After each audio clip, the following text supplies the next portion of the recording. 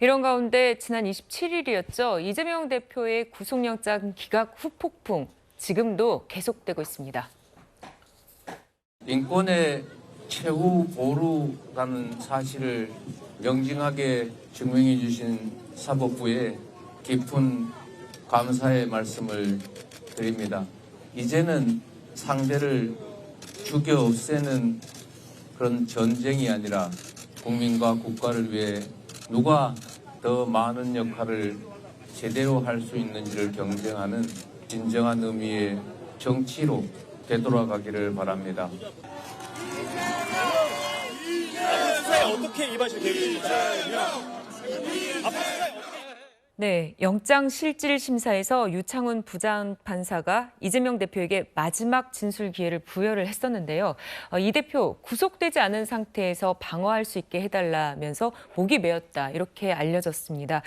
정혁진 변호사님, 이재명 대표의 이 마지막 진술 그리고 또 목이 메인 이런 부분들 영장 기각에 영향을 미쳤을까요? 그 최후 진술을 했던 건데요. 네. 누구라도 울컥했을 것 같아요. 만약에 제가 저 자리에 있어도 저도 진짜 눈물 줄줄 흘릴 수 있는 그런 상황이 아니었을까. 왜냐하면 이재명 대표 입장에서는 구속된다면 지금까지 일어났던 모든 것을 상실할 수 있는 그런 위기가 아니었겠습니까? 네. 그래서 이재명 대표가 뭐라고 이야기했냐면 내가 무죄라고 주장한 게 아니고 어차피 검사는 나를 기소할 테니 공판 절차에서 제대로 방어할 수 있는 그런 기회만 허락해달라 이런 취지로 이야기를 했단 말이죠. 네. 그런데 제가 봤을 때 이러한 호소가 어느 정도 영향은 있었던 것 같아요. 왜냐하면 그 기각 결정문을 보니까 예. 결론에 어떻게 되어 있냐면 피의자의 방어권 보장에 필요성이 있다 이렇게 명시했단 말이죠. 이 말은 뭐냐면은 그 이재명 대표의 최후 진술과 맥락이 통하는 것이니까. 그래서 그런 부분들에 있어서는 이재명 대표의 전략이 전술이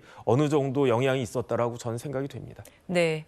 자, 일각에서는 추석 밥상에서 윤 대통령과 집권 여당에 대한 이야기가 사라지는 게 아니냐 이런 우려도 나오기도 했습니다. 이재명 대표의 영장이 기각되면서 관심이 이 대표와 민주당 쪽으로 실리고 있다는 건데요. 박성규 의원님, 여당에겐 악재라고 봐야 될까요? 여야의 이 지지층이 네.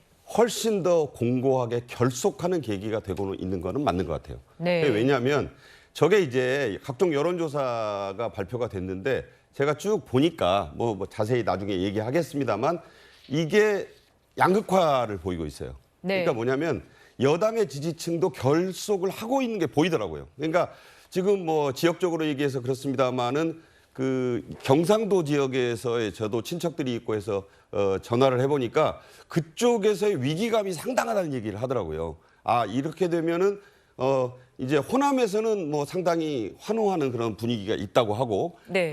이런 분위기가 뭐냐면 양쪽 지지층이 각자 이 아전인수로 해석할 수 있는 계기는 된다고 봐요. 그러나 이게 뭐 통째로 대한민국의 수석밥상에서 누구 얘기가 사라지고 이게 아니라 느긋하려던 쪽에서는 위기감이 들었고 위기감에 몰렸던 곳에서는 안심하면서 상당히 그런 쪽에 얘기를 했고 그런데 총선 전에 나온 수많은 여론조사를 보면은요 100일 전, 200일 전 뒤집힌 경우가 참 많았습니다. 네. 한마디로 우리 국민들은요 이게 좀 자만하면 심판하고 상당히 좀 조심하고 위기를 호소하면은 지지층이 결속하게 됩니다. 문제는 중간층이기 때문에 중간층이 이번 사태를 어떻게 바라보느냐. 어제가 추석이었고 이제 앞으로도 연휴가 계속될 텐데 이 화제는 각자의 관점에서 매우 다를 거다. 여야는 중간층의 민심을 파고드는 전략에 집중을 해야 된다. 그렇게 생각을 합니다. 네. 그리고 국민의힘에서는요. 이재명 대표의 사법 리스크 아직 끝나지 않았다. 이런 입장을 보이고 있습니다. 영장 기각이 당연히 무죄는 아닙니다.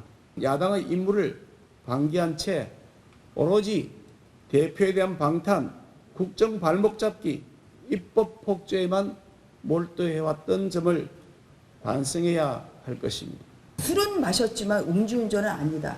이러한 모순적인 결론을 가진 기각 사유라고 생각을 합니다. 결국은 이재명 대표의 방탄 행위에 대해서 사법부가 손을 들어준 것이라고 생각합니다. 네, 이재명 대표 어쨌든 구속영은 피했지만요. 대장동과 백현동, 대북 송금 의혹으로 관련해서 구속 기소된 관련자만 24명입니다.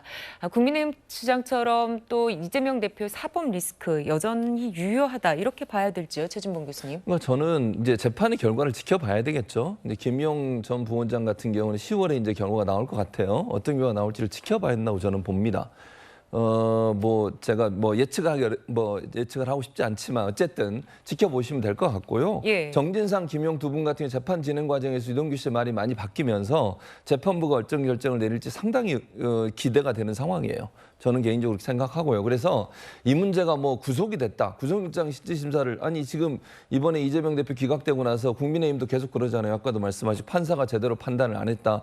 그리고 재판이 끝난 게 아니다. 기다려봐야 된다. 똑같은 논리예요. 이렇게 구속이 돼 있다고 해서 영장실질심사에서 구속된 것이 다 범죄 혐의를 입증했다고 보기 어려운 거거든요.